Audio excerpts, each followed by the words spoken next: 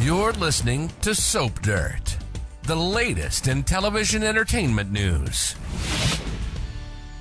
Hey there, NBC Peacock soap opera fans. We have got your latest Days of Our Lives promo for the week ahead. This is a really exciting video. They packed so much into it this week. You're not going to believe everything there is to see. We are going to tell you what's in the promo. We're going to unpack it for you in the context of the other spoilers for the week, and then we're going to show you the promo. So just hang tight and let's talk about this. If you haven't already, click that subscribe button so you don't miss any of the latest Soap Dirt on YouTube updates for Days of Our Lives and all your favorite soap operas. Okay, let's run through the 9 scenes. Yes, 9 scenes in this promo, and it's a almost double-length promo. First, Kayla tells Chad that Kate's alive. Then we see Roman saying, "We've just got to go find her." Then we see Kate screaming for help while trying to cut off someone's finger. We're going to see Xander and Chloe moving in together and high-fiving while Brady watches with disgust. We're going to see Jada telling Rafe that her sister drugged the biscuits. We see Eric taunting EJ and getting a punch in the face for his trouble. We're also going to see Leo, aka Lady Whistleblower, smelling a story and following up on it. We see Nicole collapsing in pain while Gabby pulls a face at her. And we are going to see Kayla delivering news to Nicole at the hospital. So that's just quickly what we get when you watch that high-speed trailer. Now let's unpack the promo and talk about everything that's happening.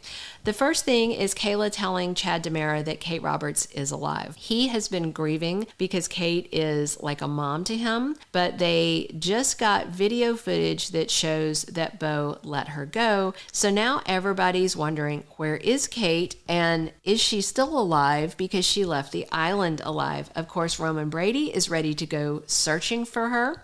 And Kate is on a fishing boat. If you don't remember when Lauren Koslow came to the show when they did the recast, she had a similar plot where she was missing and on this fishing boat and in danger. And so they are doing an homage back to that. And it should be a whole lot of fun. The guy on the boat has stolen Kate's wedding ring. He demanded it and she had to hand it over because it's life or death.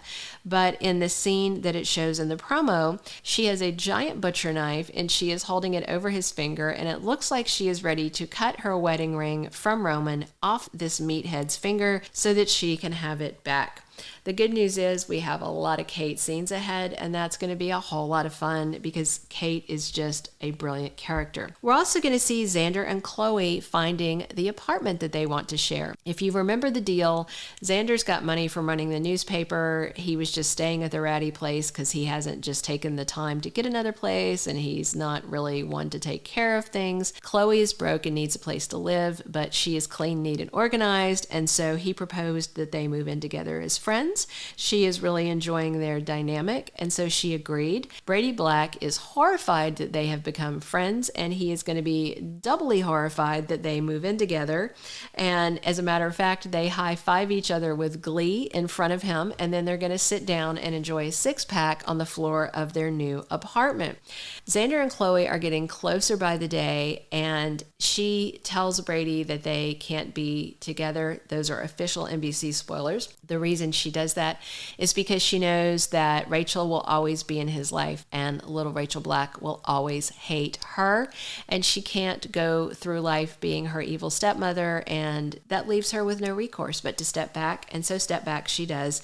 The question is, will she step into Xander's waiting muscular arms now that they are roommates? We're also going to see Jada Hunter telling her boss Rafe Hernandez that her sister Talia drugged the biscuits. We'll have to see if her sister confesses because the video footage didn't shoot because Talia left the security cameras off, but Talia definitely did it. We saw her do it on camera, and she is doing it on behalf of Sloane's vengeful brother, Colin. It doesn't look so far like Sloane has any idea that Colin is doing this or that Colin is in town, and as a matter of fact, Talia already warned him that their plot is causing blowback and making his sister look bad, but he wants to keep pressing on with it, and he and Talia are lovers, so he is going to get his way. The question is, how long until Jada has to arrest Talia? And when she does, will she roll over on Colin? Or is there a way to lay this off on someone else? This plot will keep rolling out during May sweeps, and there is more biscuit debauchery fallout that we are going to talk about. So Sloan accidentally slips up and says something in front of EJ. This is about Eric and Nicole sleeping together while they were high on the drug biscuits. Sloan didn't know that Nicole didn't confess to EJ, so it's not an intentional thing to sabotage them, but it works out that way. And then EJ confronts Eric, and Eric says, yes, I did have sex with your girlfriend. And he gets a face punch for his trouble, which should be a whole lot of fun. But can you really blame EJ? And then Lady Whistleblower says he smells a story. But the question is, what is Leo talking about? It could be any of these stories that we're talking about or the one we're about to talk about. So we'll have to see which one that has Leo all excited, but he's definitely excited. And I'm enjoying Greg Rickard over here. He is just hilarious and just so much fun. I liked him over on Young and the Restless, but as Leo, he's just a whole character with a whole vibe. So maybe this is the story that he's talking about. So Nicole has this fit of pain and she collapses in the DeMera living room, and Gabby is looking very unimpressed. Maybe she thinks that Nicole is faking it, but Nicole demands that she take her to the hospital, and she does.